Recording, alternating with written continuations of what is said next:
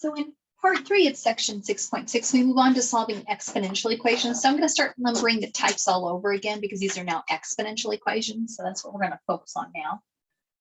In section 6.3, we actually solved some basic exponential equations of this type. So our first type, type 1, we're going to say base is the same.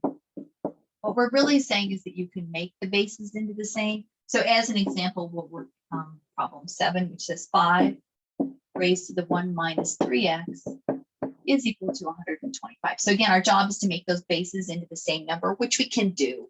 So we are going to leave the left side alone. We're going to rewrite the 125 as 5 to the 3rd power. Once we have the bases the same, we know we can set those exponents equal. So 1 minus 3x equals 3, negative 3x is equal to 2, and x is equal to a negative 2/3. Now, there's no need to check these because we're solving exponential equations. And if you remember the domain of the exponential function, it looked like this. And its domain was negative infinity to infinity. In other words, you can plug any number you want in up there for that x, right? And you'll get something real out of it. Only the negative 2/3 will make the left side equal the right side. So that's type 1. We've done those. We're not going to do any more of those as an example. What we've not done is what we're going to call type 2 in the exponential, where the bases are not the same. And there's no way to make them the same. So bases not same. So this is problem 8. We're going to start off very gentle. We're going to do 2 to the x power is equal to 7. So 2 to the x is equal to 7. So we can clearly see that there's no way I can make that 7 into a 2 to some power.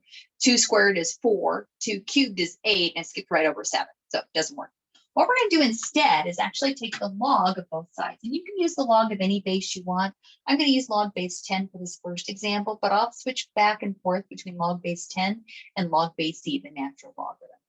So I'm going to write log of 2 to the x is equal to log of 7. And the reason I can do that is because the log is an operation. It's something I can do to a number, and I can do it to both sides. So just like I can square both sides or square root both sides, I can take the log of both sides. Why do we do that? Because this is going to let me move this exponent down. So now all of a sudden, the x is no longer trapped up there as an exponent. It's now on the same level as everything else. Log 2 is a constant. Log 7 is a constant. They're just coefficients. They're just numbers. We're solving for x. I'm going to go ahead and divide out the log 2. So x is equal to log base 7 divided by the log of 2. Now that's the exact answer. I like that personally.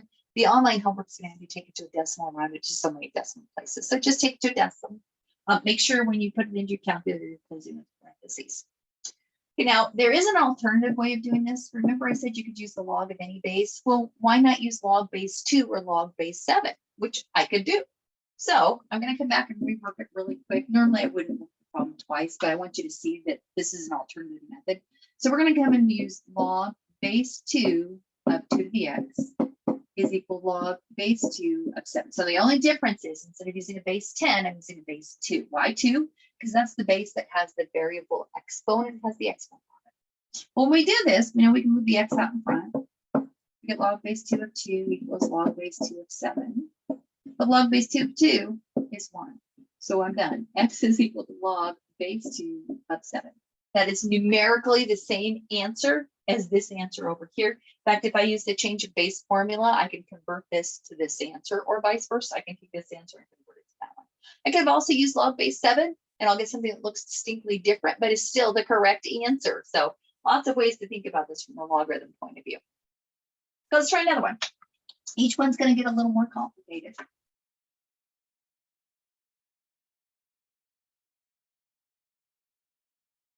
This is example 9.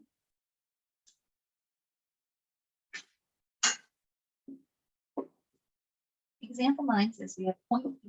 We're going to multiply that by 4 raised to the 0.15x power, and that's equal to 0.2. Well, in this case, we do have an issue. We're trying to solve for x. X is trapped inside this set of parentheses as an exponent. This 0.3 is going to mess up taking the log of both sides. So because this is a product, and I would rather not deal with that. So instead, what I'm going to do is divide it out. The very first thing I'm going to do is isolate the base that has the exponent.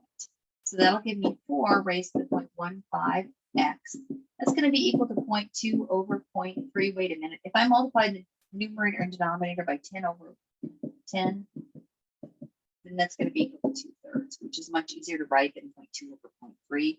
So I'm just going to call that 2/3. And it's only because it's quicker to write. Don't go to the calculator until the very, very end because you'll get rounding errors, which really compound themselves here. Now we're going to come in and take the log of both sides. This time I'm going to use natural log just to show you it doesn't matter which log you use. So we'll do ln of 4 to the 0.15 x power is equal to the natural log of 2/3. Now we're going to move the power out in front. We're going to bring it down, so that would give me 0.15x natural log of 4 is equal to the natural log of 2/3. Okay, we're solving for x. X is right here, but it's multiplied by the 0.15 and it's multiplied by the natural log of 4. So I'm actually going to divide both of those out at the same time. So we're going to divide out 0.15 natural log of 4, and over to this side we'll have 0.15 the natural log of 4. Okay, so the 0.15's cancel, the natural log of 4 cancels because you can multiply in any order, you can cancel them out. So when we're all said and done, our answer is kind of strange looking. It's the natural log of 2/3 all over 0.15 the natural log of 4 times the natural log of 4. And that is the exact answer. Taking it to a decimal on the online homework is fine. Make sure you put parentheses around that entire denominator or you'll get a wrong answer. So be careful.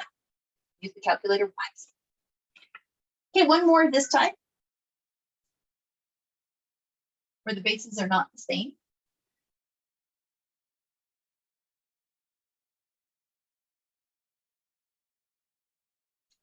So we're going to have 3, this is example 10, sorry.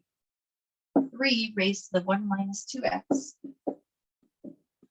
is equal to 4 raised to the x plus 1.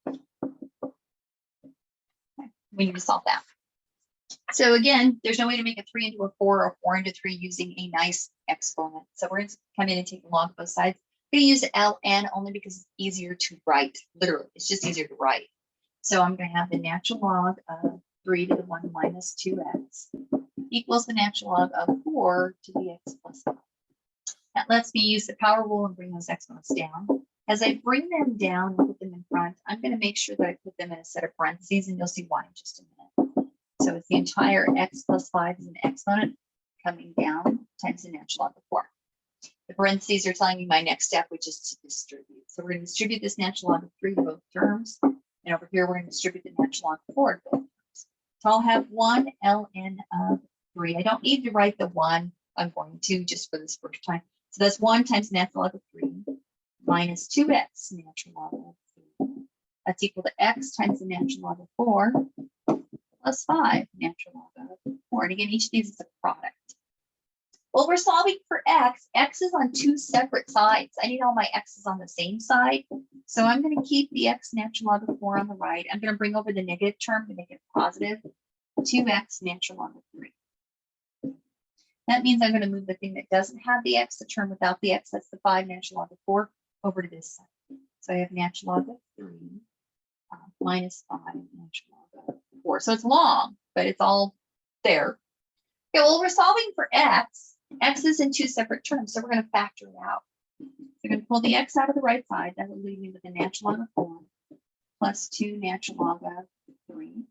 Over on this side, I'm going to have the natural log of 3 minus 5 natural log of 4. And finally, because we're solving for x, we're going to divide by what's by the x. So when it's all said and done, we're going to get an ugly looking answer. We're going to get the natural log of 3 minus 5 natural log of 4 all over natural log of 4 plus 2 natural log of 3. And I'm going to leave it there. You could do a little bit of cleanup and just as a tiny amount. You can bring the 5 in and make that a 4 to the 5th power. You can bring the 2 in and make that 3 squared. You don't have to. I think it's more elegant this way. It looks better. Whatever you do, don't put fractions inside of fractions. So don't go beyond moving the coefficients in. If you make this into a natural log of 3 over 4 to the 5th power, you now have a fraction inside of a fraction, which is a no-no in mathematics. So we're going to leave it right there because it's much prettier. And that wraps up part 3. We have one more type to do. So this is type 2. So I never changed that, did I? Okay, one more part.